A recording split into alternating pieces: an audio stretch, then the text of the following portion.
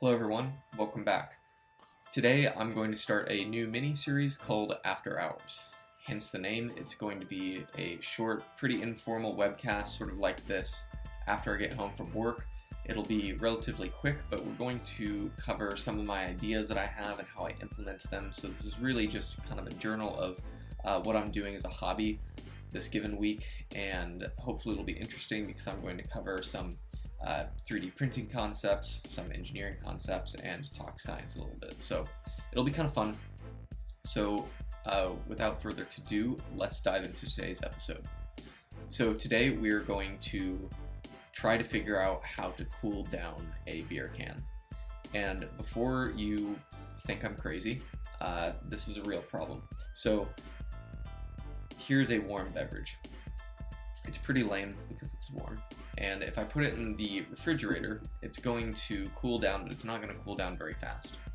If I put it in the freezer, I might forget about it, and it will cool down faster, but when it inevitably freezes, it's going to burst open, and it's going to make a huge mess in my freezer. So what can I do? Well, there's actually a solution to this problem. There is a device you can buy that cools down cans really, really quickly, and you can buy it on Amazon for like 30 bucks. And it will spin this can under ice water really quickly, and that will cool it down quicker than the fridge or the freezer. So that's cool, but I don't want to buy one. It's going to take 2 days to get here. It's going to cost $30, and when it breaks, I'm going to throw it away. And I'm going to feel bad because I'm adding waste to the landfill. So instead, I'm going to make an adapter here at home right now to connect to my drill. And I'm going to cool it down really, really quickly in an ice bath. So why does this work?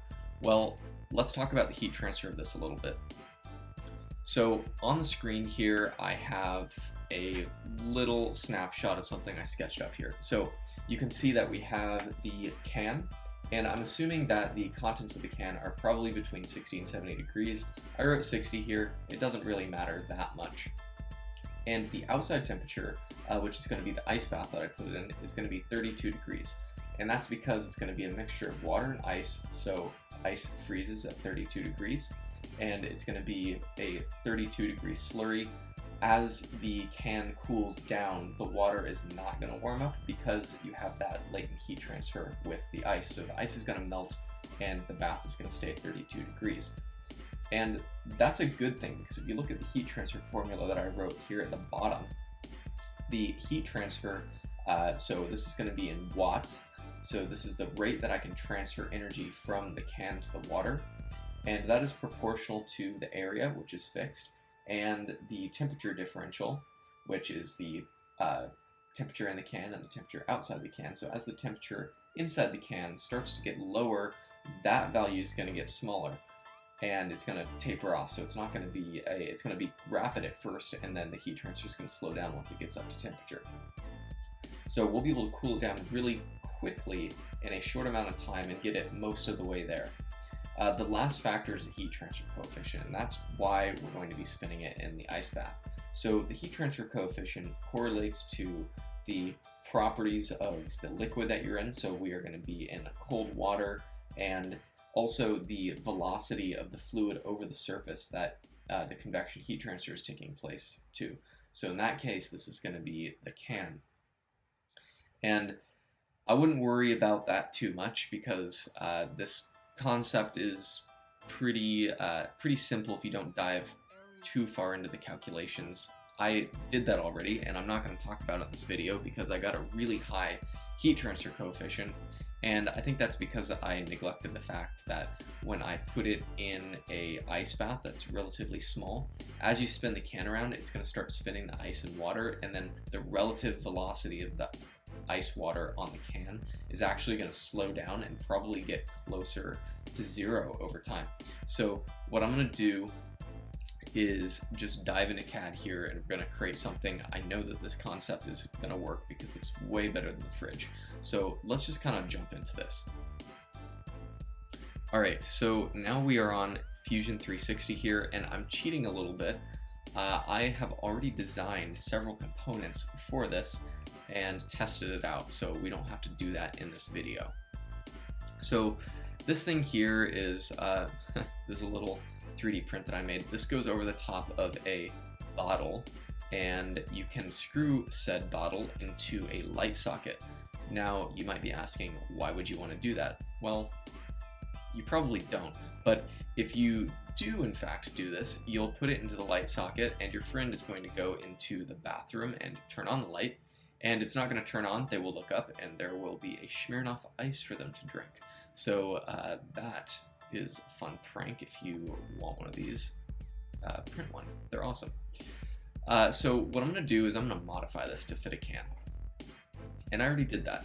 I did that right here. You can see I have kind of a half-baked CAD design going here. And I went through this process already. I modified a couple dimensions because it would be really quick just to modify 2 dimensions and then reprint that previous design. The problem is that this is a little bit cumbersome to put on the can, and I ended up breaking it because I kind of forced it on there, and you know, it can be perfected. You can reprint this multiple times, and I have some tweaks I can make. In fact, I'm just gonna redesign it from the ground up, and I'll have a nice piece here that can fit into my drill, and it'll spin the can. But I am gonna have to spend at least 2 hours printing this again, and I was like, you know, there's already something that exists that fits a can perfectly, and that is this guy here.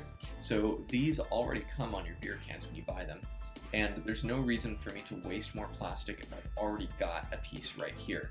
So what I did was I cut it off, and I printed a little piece on top here, which is designed to go into my drill chuck, and I screwed it in on the bottom here. So this is really just a cylinder with a couple flats on it and a screw in the bottom. So this piece actually already fits perfectly on the top of this can, and you don't have to worry about that material breaking as easy as a 3D print, because the 3D print has layer lines, and that's going to be a problem for stress risers and fatigue as you take it on and off. This is a nice smooth injection mold, and I actually took a look at how they deal with these tabs on the side, and it's a really good design, honestly. So I'm going to use that. Anyway, no need to print. I already did this and it kind of failed. So here's what we're going to do. Now we're going to connect this to the can and spin it in an ice bath and see if we can cool it down really fast. But before we do that, I do want to show you kind of what I started doing here. So this is the assumption that I was using. I'm going to hide some of that there.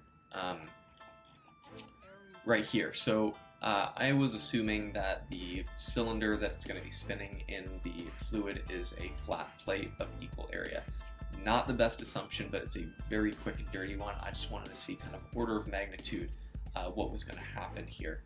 And you can see that I got a really high heat transfer coefficient here. This is like 517,000. That's not what it should be. It should be probably between 15 and 10,000. Again, that's a really large range, but you know, this is a little bit of a lost cause now because I don't have the correlation specifically for this scenario, and I would rather just test it out. But this is something that you could use for turbulent flow. It's going to be totally mixing around in there. It's going to be spinning lots of ice cubes. You're going to get a lot of heat transfer, so it's going to be great. Let's jump over to the ice bath and see what the temperature of the beer is before and after, and how long it takes to cool down. All right, let's go. All right, let's cool down this beer. So I'm going to crack it and take the temperature. Let's see if my assumption was right here. Oh, interesting. It's decently cold. It's 55 degrees. I don't know if you can, it's a little hard to see on camera. It's 55 degrees. I thought it was going to be closer to 60. I'll rinse that off. But let's see how long it takes to cool this down, or at least how much we cool it in a certain amount of time. So I'm going to put a stopwatch right here, and I'm going to connect my I guess we'll call it a budget contraption. Literally took like 4 minutes. and we are connected. Let's just start this timer, put it in here.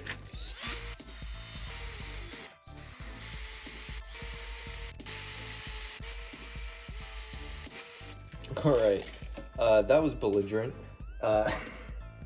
So apparently, if you shake up a beer, it is totally going to fizz over. So I'm just gonna disconnect this from here, but I'm pretty sure I didn't get any water in there. So it should still be, yeah, it's full. Yeah. There was only a little bit that came out. But now I'm going to, so that was, I tried to aim for a minute there. So let's see how much colder we got it in a minute. Ooh, look at that. Oh, it's still dropping. 41 degrees. So I would say that's pretty good. Oh yeah, that's actually really cold. And it's not diluted. So next time I won't open that and I will do the same thing. But there you have it, 1 minute to cool your beer from 55 degrees to 40 degrees. I would say that's pretty good. And if you have a 70-degree beer, it might take a little bit longer, but you're still gonna cool it down really fast in a short amount of time. So that is the end of today's After Hours session.